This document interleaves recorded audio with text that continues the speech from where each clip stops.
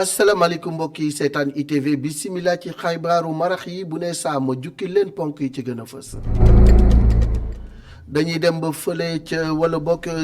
ayu bés ginnaaw bi nga xamante ni kii di doyen des juges Samba Sall génn na àdduna ba léegi xamaguñu kan moo koy wuutu wala bokk ca Padois la ñuy jëm li nga xam ne moo fa am moo di ni rek ay garab yu bon yu nga xam ne dañ caa daal di teg loxo loolu yi nag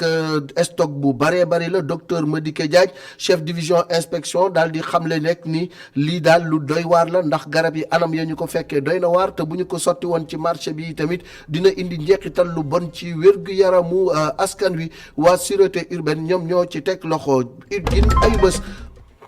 benn ayubés ginnaaw bi doyen des juges Samba Sall génnee àdduna xamaguñu ba léegi kan moo koy wuutu ginnaaw nag bi nga xamante ni nii tamit génn na àdduna te xamaguñu kan mooy toog ca palaasam affaire yu bari ña nga ca taabalam muy dossier Ousmane Sonko Adji Sarr naka noonu dossier Bougazelli mbirum faux billet ma ñu ko tegoon loxo mbirum Aïda Ndiongue tamit dossier bu tàng jër la mi ngi ci taabalu ki fi nekkoon doyen des juges Samba Sall naka noonu dinañu dellusiwaat ci naka la ñuy tabbee doyen des juges waaye dossier yooyu lan moo ca nekk loolu yëpp dinañ ko càmbar ak Cheikh Assane Fall. fële ca pôle urbain bu Diamniadio partenaires yi demoon nañu fa ngir xool liggéey ba naka lay doxe ak i tamit société yi nga xam ne ak entreprise ya fay war a sampu ci yan anam la ñu fa sampo fi mu toll yi nag lu ëpp fanweeri unité daal ña nga fa ci ñaareelu xaaju nag projet boobu dina am lu mat 40 000 emplois yu nga xamante ni dina ko générer foofee ca pôle urbain bu Diamniadio. ci wàllu découverte suñu rubrique dañuy dem ba Manantali ca Mali barrage la bu nga xam ni ñu ngi ko tabaxoon ci atum 1992 waaye nag boobaak léegi barrage bi daal liggéeyam gën na yokk ci atum 2003 mu nekk barrage bu am solo réew yi nga xam ni ñoom ñoo nekk ci OMVS ñoom ñëpp moo leen di jox lu jëm ci wàllu courant.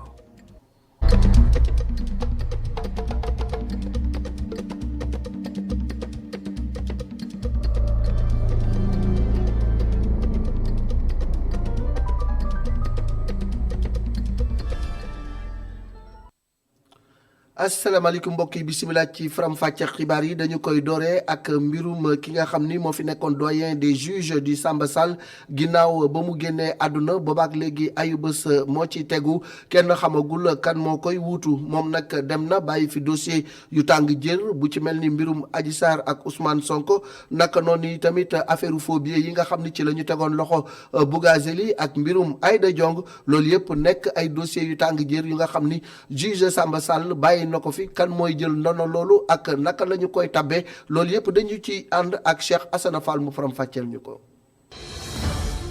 ba mu génnee àdduna ba léegi kii doyen des juges Samba Sall xamaguñu kan mooy ki koy wuutu kookee nag ki ko war a tabb mooy njiitu réewu Sénégal moom war ci ànd ak membre conseil supérieur de la magistrature wante xam leen ne classification bi ci ñetti pàcc lañ ko defee mu doon ay gradu magistrat mu nekk magistrat wu premier groupe yi magistrat wu second groupe yi ak magistrat hors hiérarchie yi ñooñu mujj sax ñoom képp mën nañoo jàpp ne ñooy magistrat yi mën a bokk ci ñiy wuutu juge Samba Sall wante war nañoo nekk ñoo xam ne def nañ lu mu deedee fukki at ak juróom-ñett ci biir magistrature bi kii nekk koo xam ne daa war a remplacer nag juge Samba Sall mën na nekk ab magistrat debout wala ab juge du siège pur. fi mu toll nii nag mën nañoo jàpp ne ay magistrat yu tribunal grande instance bu Dakar ñoom ñoo toogagum ca place am ti xaarandi kii wuutu kiitu juge Samba Sall kookee xam ne sax su yegsee moom dina fi fekk ay dossier yu bëri yoo xam ne moom moo ko war a yeggale ci yooyee bi ci gën a fës di dossier bu Ousmane Sonko bi xam ne kiiti Adji Sarr moo teg ay tuuma ci kawam doyen des juges bi tàmbali woon na instruction bi ndax ginnaaw ba juge d'instruction bu 8e cabinet Mamadou Seck bañee joxe dossier boobee doyen des juges Samba Sall moom defoon na li ci war lépp ndax ñaari nit ñi xam ne ñoom ñooy tuumalante ku nekk ñëw na gisanteeg juge Samba Sall boomee lu wuutu dossier wu sàkku boobee xam ne Adji Sarr moom la teg ay tuuma ci kaw Ousmane Sonko beneen dossier bu Ousmane Sonko tamit moo ngi ci table juge d'instruction bu premier cabinet bi muy dossier bi xam ne fukk ak juróom-ñeenti ndaw la ñu tegoon loxo inculpé leen ba mujjee ñu teg leen ci mandat de dépôt ñooñee ñu toppee woon leen li jëm ci appel à l'insurrection beneen dossier boo xam ne tamit moo ngi koy xaar mooy mbirub produit phytosanitaire yi xam ne sénatrice libérale bi te Aïda Diong moom lañ ci tuumaloon magistrat instructeur bi lu wute loolu ak waa CREI moom ab ordonnance renvoi en police correctionnelle moom la génne woon loolu tax nag fi mu toll nii Aïda Diong war nañ koo àtte ndax liñ koy toppee mooy jéem a ger ci koppar goo xam ne waa Sénégal ñoo ko moomal seen bopp doyen des juges tamit nekk na ko xam ne war naa topp liiti dossier wu faux billets yi xam ne député Bougazeli jàppoon nañ ko ci yeneen dossier yoo xam ne tamit moo ngi xaar ki war a wuutu doyen des juges Samba Sall mooy dossier bi xam ne ñoo ngi ci tuumaloon Guy Marius Sagna Assane Diouf ak Clédor Sène ñoom ñett ñëpp ñu teg seen ndodd ne dañ doon jéem a yëngal réew mi le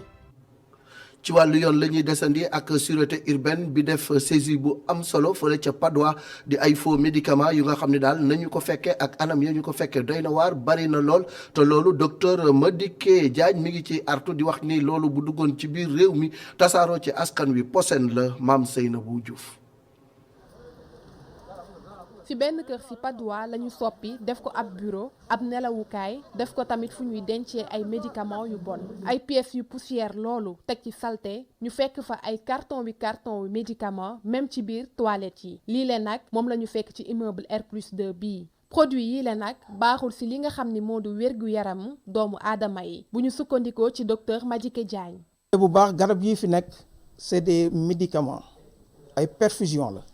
ak ay dispositifs médicaux mooy yi nga xam ni mooy ànd ak ay perfuseur ay seringue ak yooyu yëpp yi nga xam ni yenn saa yi dafa war a stérile yi nga xam ni moom la ñuy utiliser pour injecter ko nit yi mais soo leen xoolee bu baax locaux yi nga xam ni fa lañ ko denc déjà c'est des locaux qui ne sont pas adaptés locaux yi moom ni ñu war a tëddee wu ni parce que soo xoolee bonne pratique de distribution yi dafa ni locaux yi dafa war a set ñu bañ teg garab yi ci suuf warul am poussière. te soo xoolee fii yëpp ay poussière la garab yi stocké nañ ko ci ay néeg yu bari am na sax yoo xam ne dañ ko def ci ay toilettes loolu moom mooy le summum. ci gis-gisu pharmacien bii lee produit yi mën nañ ne baaxul ndax respecté wul benn yoon ñi nga xam ni moom la war a duggee ci biir marché bi. garab yi nag ñun dañ ko considérer comme de faux médicaments lu tax parce que xam nga ni pour dugal garab Sénégal dafa am procédure c'est-à-dire que da ngay jël sa garab bi déjà nga enregistré ko. nga importé ko soo ko importé su jaaree douane direction jox autorisation garab bi mën a ñëw te loolu ku ko mënti def mooy structure boo xam te dañ koy autorisé pour mu def ko mais soo xoolee garab yi bi ñuy dugg si jaaruñ ci yoon dañuy dugg frauduleusement amuñu AMM et puis structure bi koy jaay autorisé wuñ ko pour mu jaay ko. njiitu commissariat bu Dakar moo ngi ñuy xamal ni jàpp nañu 6 personnes ci biile affaire. ñu amoon ay information am na ay samba boy ya nga xamante ni. dañuy jël di fi dugal ay médicaments ya nga xamante ni ñoom joxuñu autorisation loolu noonu ba ñu waxee loolu noonu ci lañ def commande ñun ay médicaments wax kii nga xamante ni moom mooy suspect bi mu wutal ñu ay médicaments parce que ñun dañoo présenté wu comme des professionnels de la santé pour mën a am médicaments yooyu noonu kooku noonu ci la ñu ñëw yónnee ay kees yu bari ba ñu jëlee kees yi ubbi ko ak direction pharmacie ci la ñu xayma ni bañ demee gis nañ fa lu xaw a doy waar ay médicaments ya nga xamante ni presque ay toilettes lañ koy fekk ñu denc ko foofu noonu ci suuf lañ ko fekk foofu tamit ñu jëlaat fa ay médicaments ya nga xamante ni amuñu autorisation être commercialisé au Sénégal. médicament yu bon yii le nag nga xamante ni boo ko xaymaa dina toll ci ay milliards yu bari dañ ko nar a taal di samp ab laaj nag ngir xam lii lee nan la mën a rombee lii nga xamante ne moo di douane fii ci Sénégal.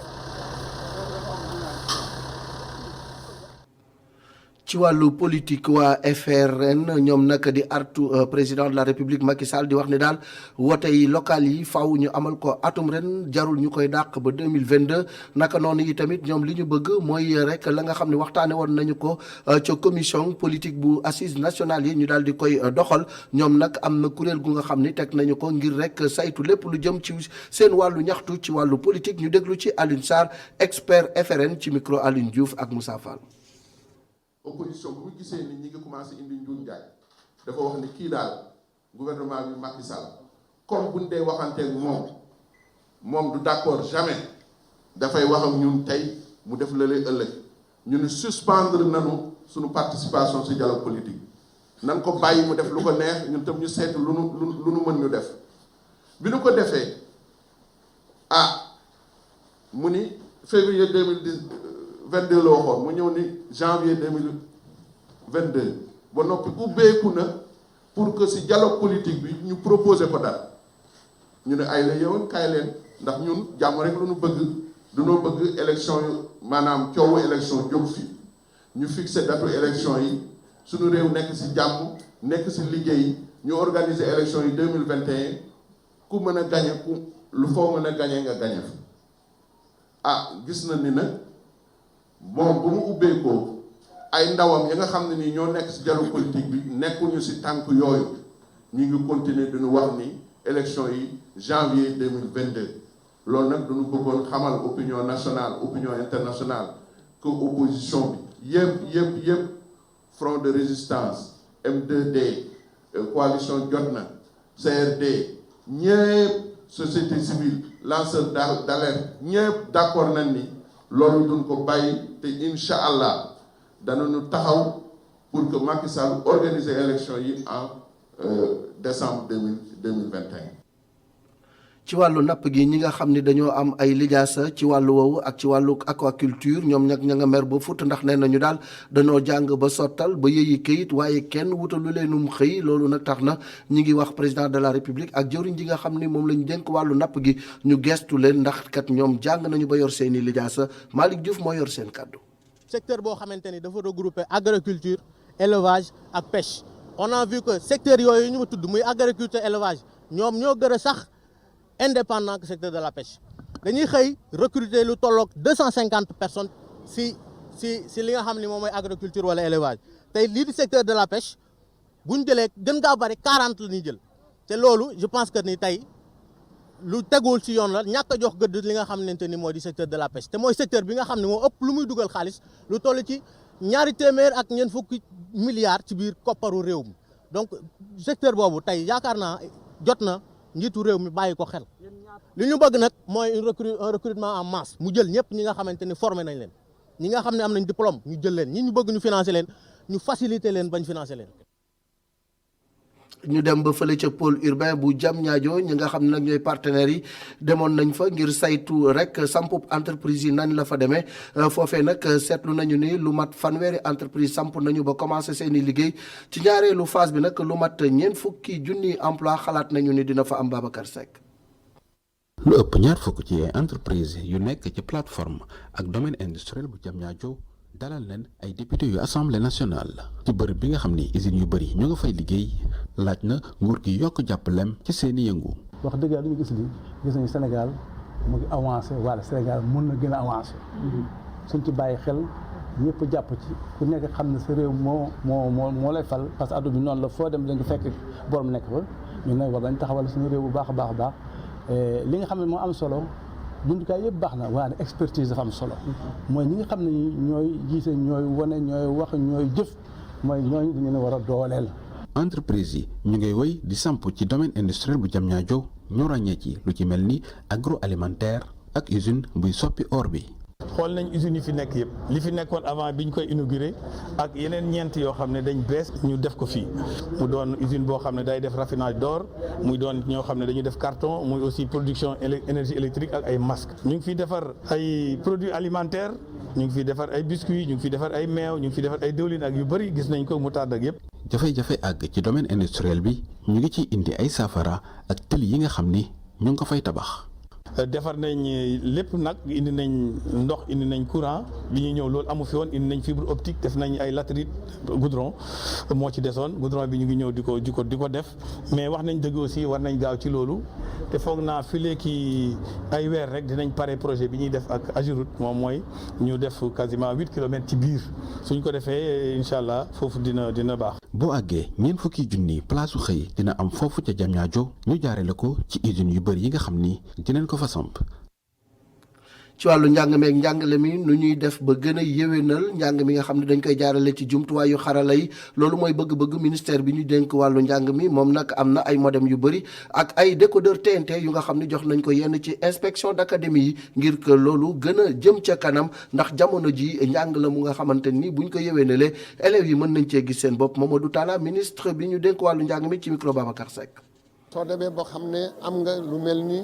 téeméeri junni enseignant téeméeri junni fonctionnaire nga am 4 millions d'élèves donc laaj na nga am jumtuwaay yu bees pour que ñoom ñu mun a nga jox leen nan la ñu defee seen cours yi nan la ñu defee exercice yi nan nga leen di gérer administrativement donc loolu yëpp la ñu doon wane tey et am na loo xam ne aussi lu bees mooy que ñu leen jox ay décodeurs parce que comme am nañu suñu canal éducation boobu nag si TNT la nekk ñu indi ñeenti junni décodeur pour mun ko jox inspecteur d'académie yi ñëw nag ànd ak suñu partenaires yi dégg ngeen léegi waa Sonatel li ñu wax waa ADE ñu ngi fii waa ARTP ñu ngi fii donc ñun ñëpp ñu ànd xam ne que éducation nationale moom moo loo xam ne war nañu seet su dee élève bi mun na jàng si biir classe bi lu baax la su dee mënu ko mun na fu mu nekk si këram am cours yi su numérique dem numérique am cours yi am exercice yi donc loolu moo tax numérique lu am solo lu am importance la fii si ministère de l'éducation nationale bi ñu ngi développé li ñuy wax présentiel mooy nga toog si sa classe professeur bi dina jàngale mais ñu ngi développé loo xam ne aussi mooy le numérique boobu nag mënoo ko def fekk amoo ay ordinateur amoo ay logiciel amoo ay programme yu bees donc lépp la ñu doon wane tey pour que nit ñi xam ne si wàllu pédagogie am nañu léegi outils yi comme ça xale bu nekk fii si biir Dakar mun na am accès mais xale aussi boo xam ne mu ngi fële si Fuladu si Sédhiou mun a am accès yoo xam ne ces cours ñoom nekk fii. ñu àddu jëmale ci koor gi ak programme télévision yi gis nañu ni ñu bari dañuy soppi seen grille de programme lu bari ci ay sketch di ay théâtre yu gàtt te neex lool dinañ koy faral di teg ñenn ñi nga xamante ni tamit rek farlu nañu ci wàllu woowu seen grille yépp dañu ko daal di soppi ñenn nag ci askan wi jàpp ni waxtaanu diine moom la ñu gën a war a mën a fësal ci weeru ramadan wi ñu daal ci teewlu reportage Ngor Diouf ak Seydina Mbaye. ñoo ngi fii sur rue André Pétavin yemook centre ville. fii nag dem ak dikk bi yemb lool ñu bëri di bëral ay waxtaan jëmale ko weeri koor bu ñu dëgmal Mamadou Gaye moom nag muy joxe xalaatam ci lu télé yi di wone ci biir weeri koor bi buñ sukkandikoo ci moom ay émission yu méng ak diine mooy bëgg-bëggam. donc nañu tegal programme yu sell nit yi mën ko seetaan bàyyi seen caaxaan yooyu ñuy wone télé. ay fecc ki wooye ki danse ki yenn téléfilm yoo xamee ne de mauvaise mœurs yooyu baaxul nañu wane benn weer la rek ci fukki weer ak ñaar war nañu mën a programme yoo xamee ne nit yi danañ kontaan nit yi dañ bëgg ku nekk dana gisee sa bopp la preuve déjà bu weer koor gi ñëw da nga gis ñu daan sol pantalon sax dañ koy wàññi ñii di mël faw ñii di kollu ñii di def lu ne kon boog télévision roos waxi doppi tariixa am doole lool fii ci Sénégal ba tax Mame Cheikh Niang jàpp rek ne yile télé war nañ di gën a wonewaat tariixu suñu kilifa diine yi. ci diine quoi wax suñu mag ñu baax ñi wax ci Seydina Mouhamed wax ci Serigne Touba Baye Niass Maam Limaamu Laay ak Bou Kounta Ndiassane ak Maam Alaaji Malick waaw loolu la ñuy xaar vraiment télé bi xam nga ñu sensibiliser nit ñi tamit xam nga jéem leen a jàngal nan la ñuy toppee seen diine quoi surtout julli ak woor ak maanaam li mu laaj quoi aussi c'est important quoi. bile jaaykat jàpp rek ne sketch yi baax na lool waaye nag mu gën a méngoo suñu réalité. ànd ak koor gi ba pare dina ànd tamit delloo si xale yi pour réew mi. waaw parce que reetaan baax na ngay reetaan ñu lay reetaan loo wax dëgg yàlla baax na mais na am solo daal na am solo parce que lépp lu mën doon te amul solo it baaxul daal. jamono koor gi lu bëri ci télévision sénégalaise yi di wone lu jëm ci wàllu sketch. ba tax askan bi ñu bëri ci ñoom di gën a sàkku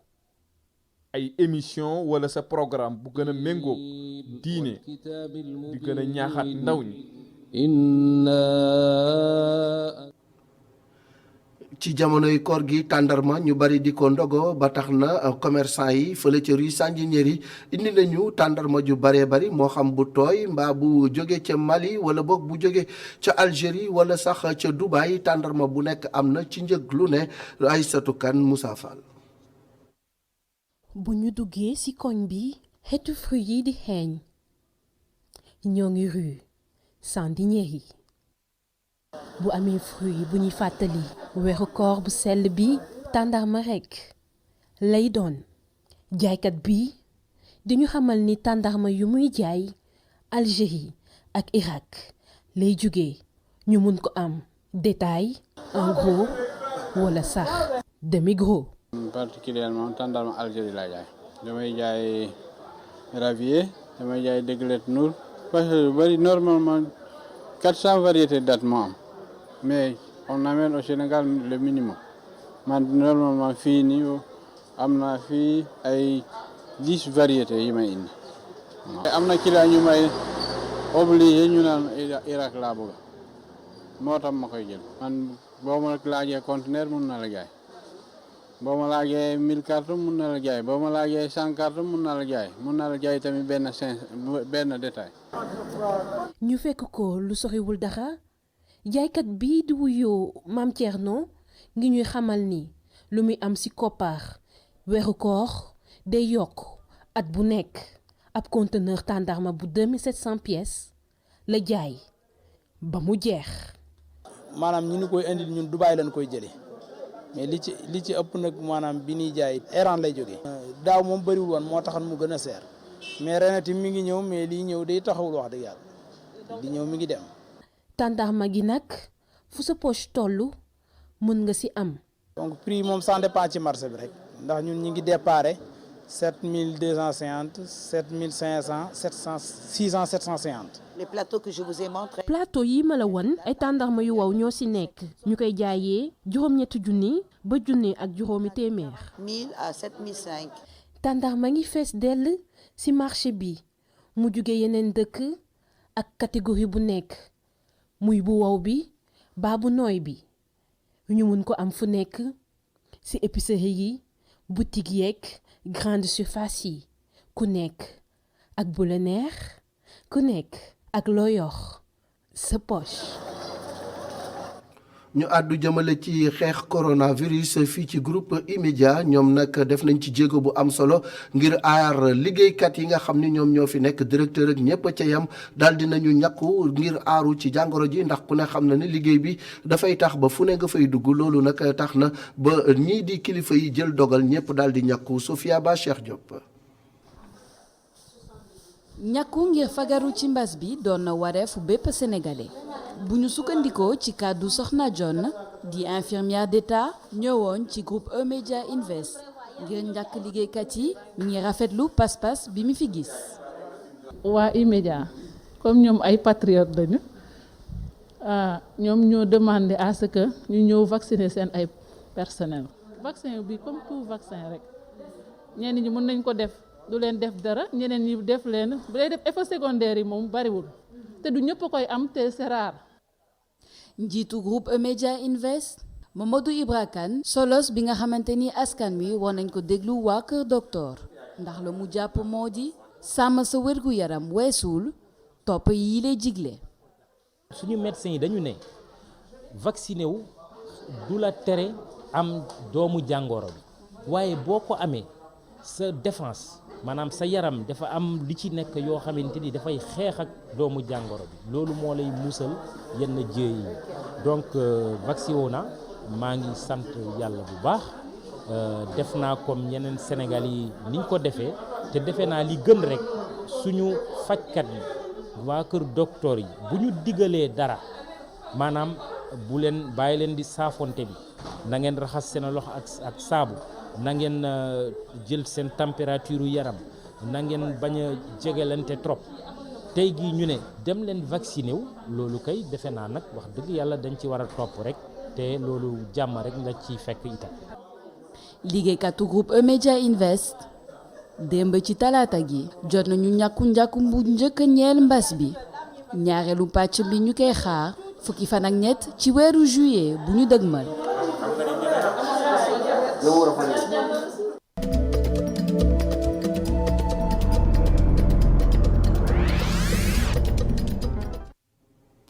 rubrique découverte dañuy dem ba Mali ca barrage yu Manantali nga xam ni ci atum 1992 la ñu ko sant waaye nag ca 2003 mu daal di nekkat beneen liggéey bu nga xam ni yan nañ ko barrage bi muy jox lépp lu jëm ci wàllu courant réew yi bokk ci OMVS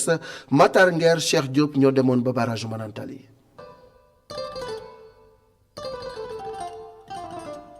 ci ginnaaw mbir yu mag yi ngeen di seen barrage bu Manantali moo fi nekk. barrage bi nag digganteem ak Kaay gox bi mu nekk ci biir Mali 200 kilomètres moo ci dox.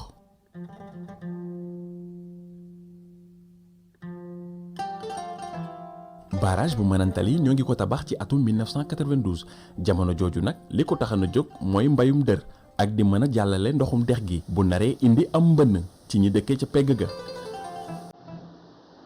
ci ginnaaw bi la ci OMVS boole toggum courant ci atum 2002.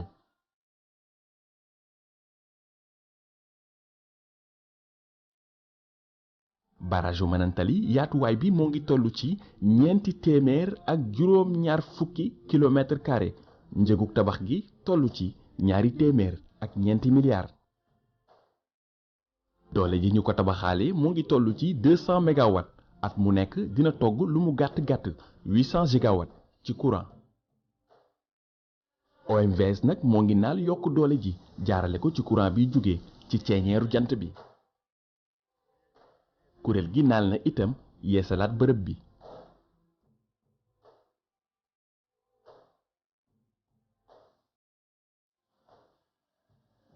bu ñu sukkandikoo ci OMVS barrage bi di Manantali tax na lu toll ci 200 dëkki kaw yu nekk ci réew yi bokk ci OMVS mën a jot ci courant.